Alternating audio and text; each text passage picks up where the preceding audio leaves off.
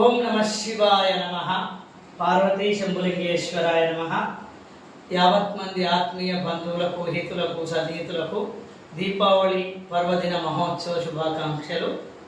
మరి 20వ తారీఖు సోమవారం నాడు తెల్లవారుజామున 4 గంటల నుంచి సూర్యోదయం లోపు మంగళహారతులు తీసుకోవాలి. సోమవారం రోజు సోమవారం సాయంత్రం 4 గంటల తర్వాత ధనలక్ష్మి పూజలు నిర్వహించుకోవాలి. తర్వాత కేదావరీశ్వర గౌరీ వ్రతాలు మంగళవారం రోజు మొత్తం ఏ టైం వరకైనా నిర్వహించుకోవచ్చును. అయితే శాస్త్ర ప్రకారం ఏమిటి అంటే చంద్రోదయ సమయంలో చతుర్దశి ఉన్న రోజు నరక చతుర్దశి నిర్వహించమని చెప్పాడు. అంటే ఆదివారం సాయంత్రం మనకు చతుర్దశి ఉంటుంది, సోమవారం మధ్యాహ్నం వరకు చతుర్దశి ఉంటుంది. అంటే ఆదివారం రాత్రి తెల్లవారితే సోమవారం అనగా చతుర్దశి, చంద్రోదయ కాలంలో చతుర్దశి ఉన్నది కాబట్టి సోమవారం నాడు ఎర్లీ మార్నింగ్ 4 నుంచి 6 లోపల మంగళహారతులు తీసుకోవాలి. మరి చంద్రోదయానికి అమావాస్య ఉన్న రోజు ధనలక్ష్మి పూజలు చేయాలి.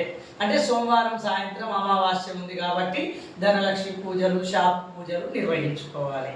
తర్వాత కేదావరీశ్వర గౌరీ వ్రతాలు అనేవి మాత్రం సూర్యోదయానికి అమావాస్య ఉన్న రోజు నిర్వహించమని పూర్వ పద్ధతి ప్రకారం తెలియజేశారు పెద్దలు. దాని ప్రకారం మంగళవారం నాడు కేదావరీశ్వర గౌరీ వ్రతాలు చేయాలి. 3 గంటలకే అమావాస్య పోతుంది కాబట్టి అనే తొందర లేదు. సూర్యుడు ఉందంగా ఉన్నదే అమావాస్య ఆ రోజు మొత్తం కూడా కౌంటులోకే వస్తుంది కాబట్టి ఎవరు కూడా మానసికంగా ప్రశాంతంగా మీరు మంగళవారం వ్రతాలు చేసుకోవచ్చును. ఇక దీపావళి అంటే దీపాలు వెలిగించేది. శుభం కరోతి కళ్యాణం, ఆరోగ్యం, ధన సంపద, శత్రుబుద్ధి వినాశాయ, దీపజ్యోతి నమోస్తుతే. శుభాలు కలిగించేటువంటిది, ఆరోగ్యాన్ని ప్రసాదించేది దీపదేవత.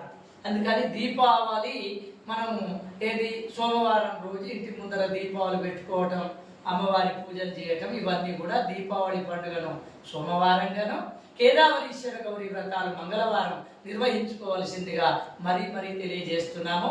సర్వే జనా సుఖినో భవంతు, సమస్త సన్మంగళాని భవంతు. జై హర హర మహాదేవ, శంభో శంకర, కేదావరీశ్వర గౌరీ మాతాకి జై.